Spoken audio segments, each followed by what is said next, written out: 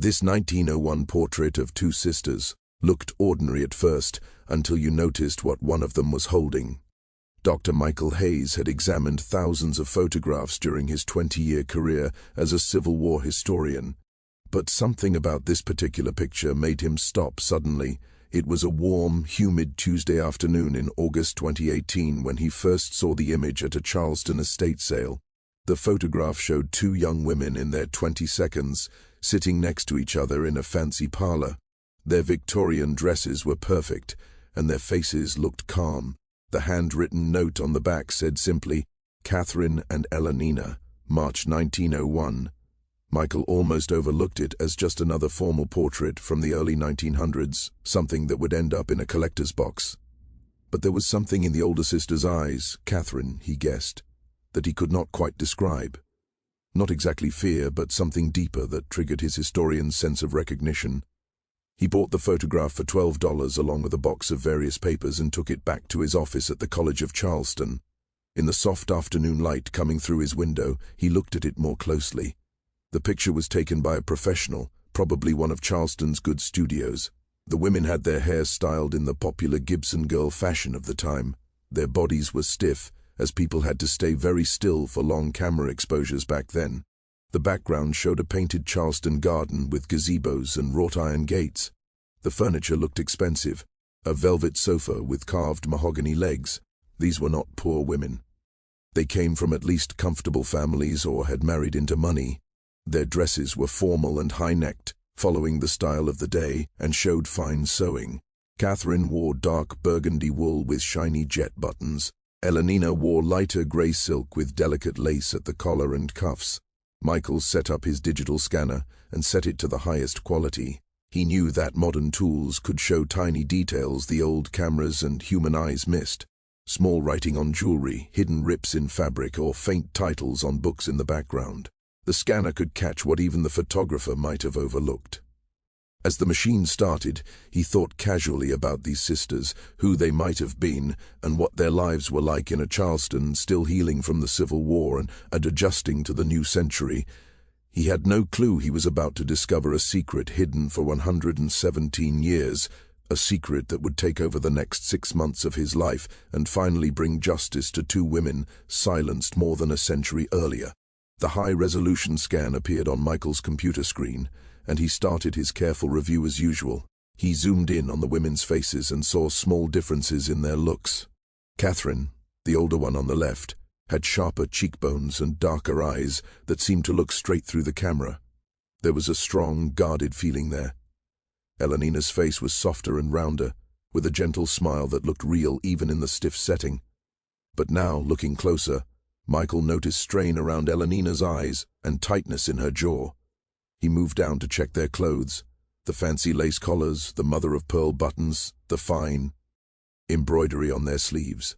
Then he reached Catherine's hands, folded neatly in her lap and partly hidden by the thick folds of her dark wool dress. The fabric created deep shadows in the picture. Michael froze. His breath stopped as he leaned toward the screen, sure his eyes were playing tricks. He zoomed in more, until the pixels looked grainy, then adjusted the contrast and brightness. His heart beat hard in the quiet office. Barely visible in the shadows of the folds, partly covered by Catherine's right hand, was the clear shape of a small pistol. The grip looked fancy, maybe pearl or ivory, catching a bit of light from the studio window.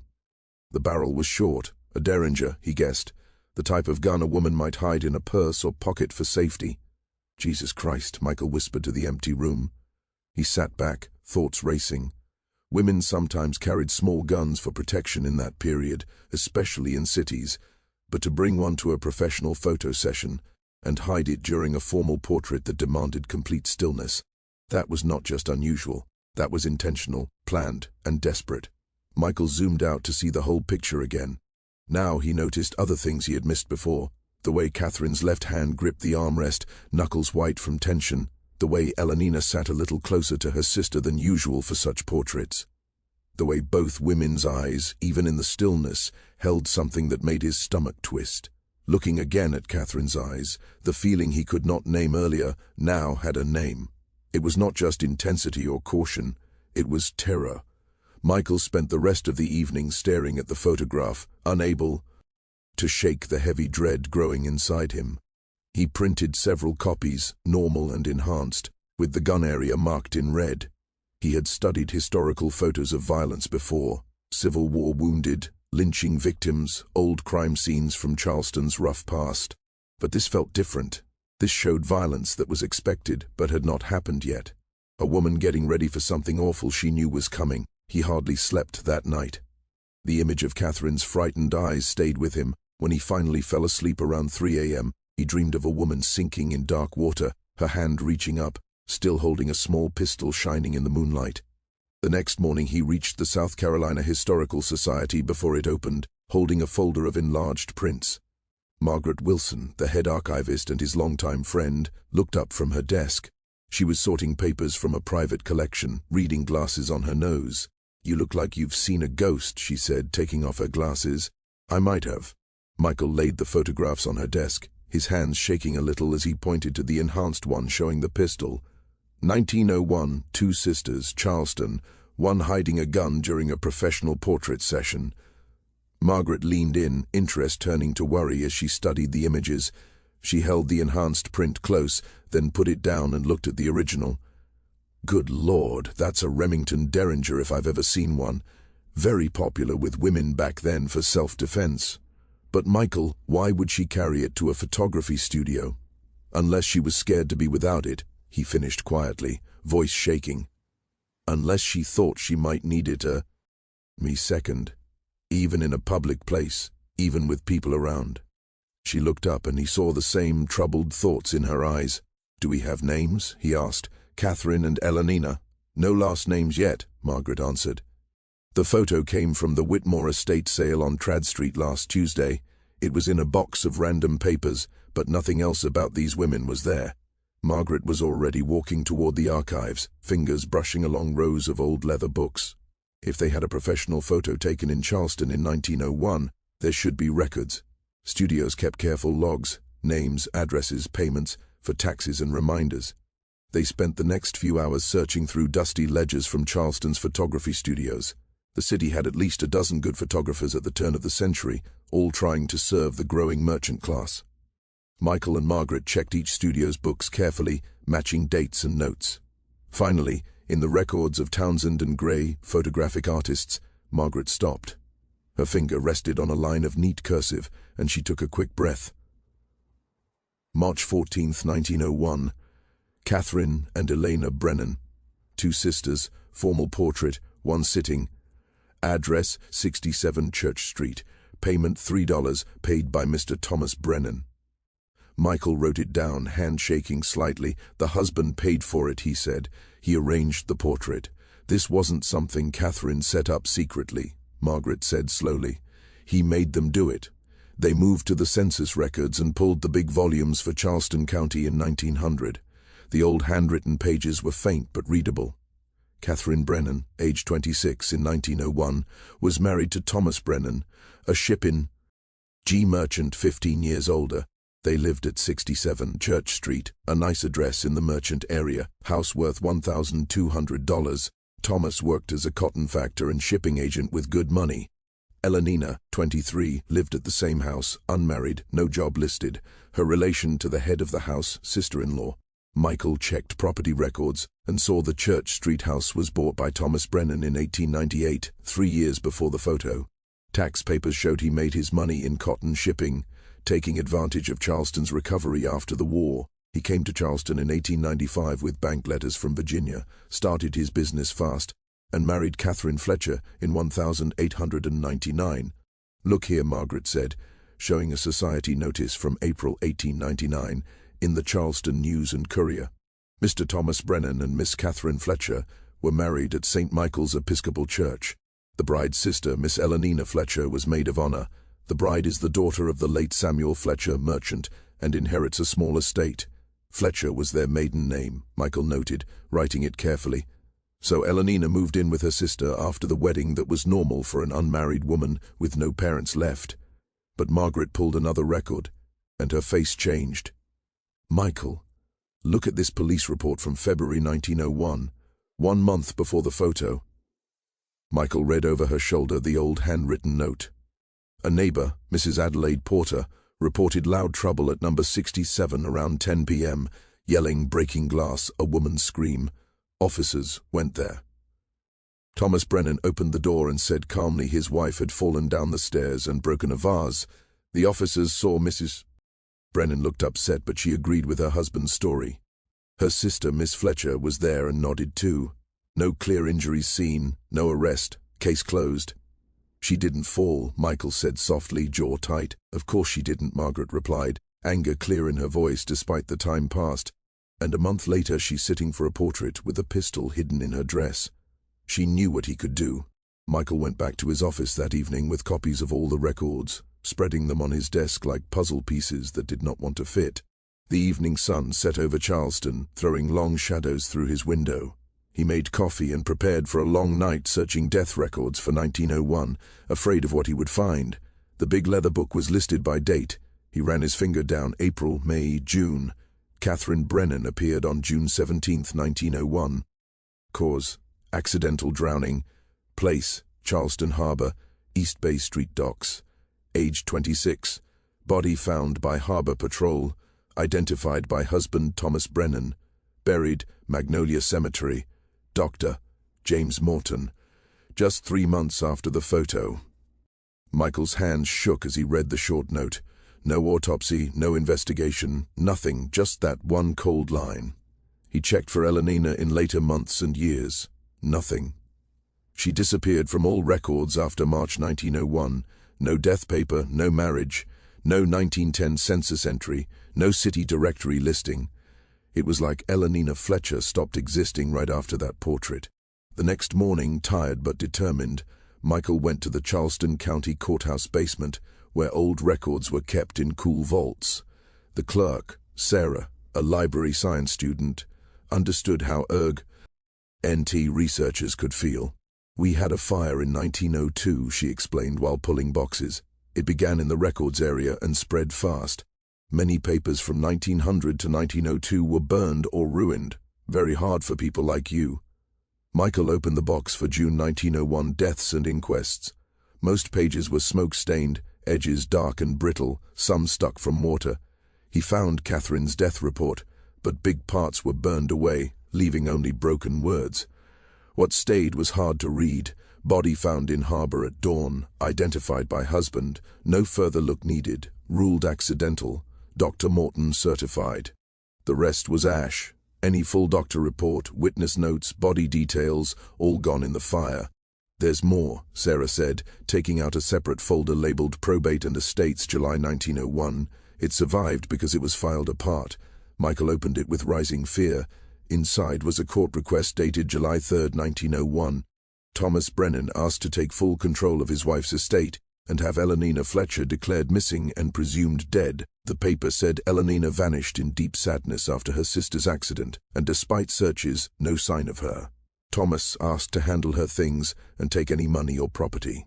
The court approved on July 15, 1901. The judge's signature was a quick mark at the bottom.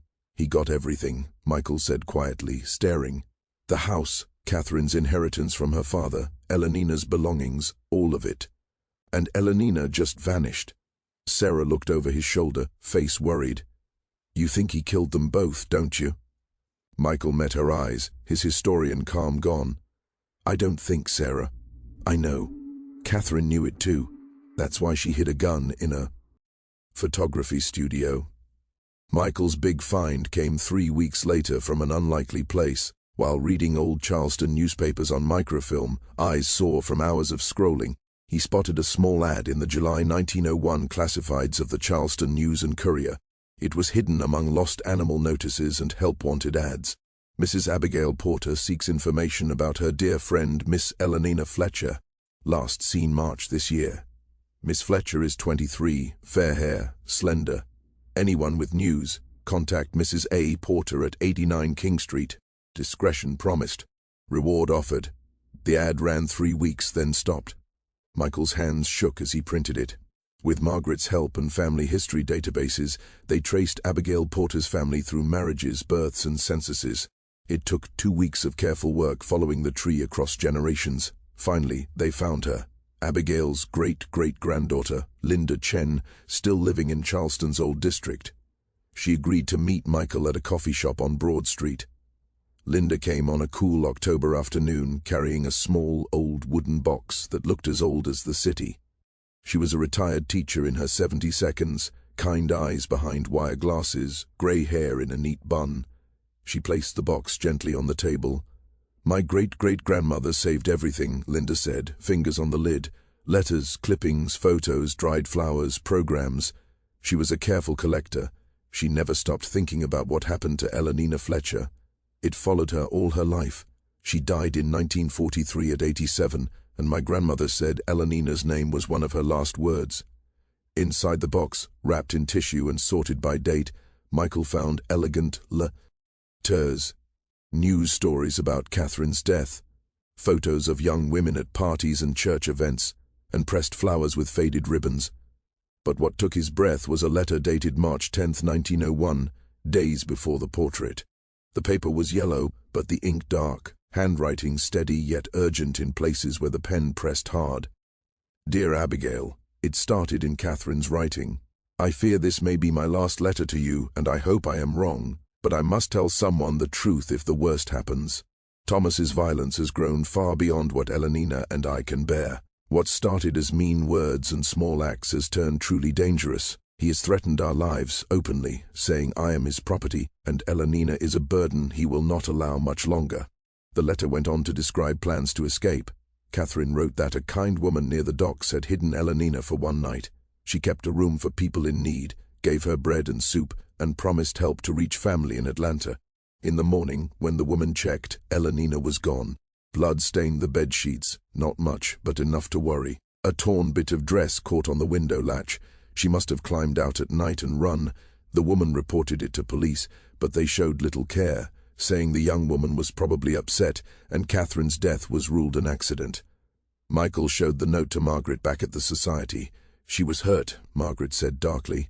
"The blood likely came when Thomas found out she had seen the murder or when he chased her that night. She was still in the same house. If she saw what happened at the harbor and ran back, he would know and come after her." They checked train records, stage lines, anything that might show Ellanena leaving Charleston. A woman alone in 1901 would stand out, buy tickets, appear in logs, but nothing. No Ellanena Fletcher, no Ellen Brennan, no matching description. Then Michael found something in property records that chilled him. In July 1901, soon after Catherine's death and Ellanena's disappearance, Thomas Brennan filed for major basement work at 67 Church Street. The permit described structural changes and more storage space. The job finished fast in under 2 weeks and passed without a final check. A $50 note to the building inspector was listed, a bribe. "He buried her," Michael said, the truth hitting hard. His voice trembled. "He buried Ellanena under his own house." Margaret closed her eyes, hand to her mouth. The current owners of 67 Church Street were David and Jennifer Martinez, a young couple in their 32nd who bought the house 2 years earlier and were fixing it up slowly.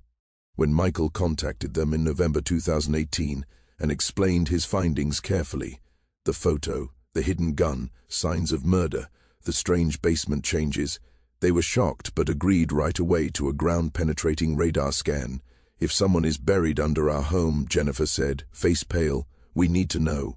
Those women deserve justice, even after so long." The Charleston police started an official case in early December. Though the crimes were very old, possible human remains meant a full response.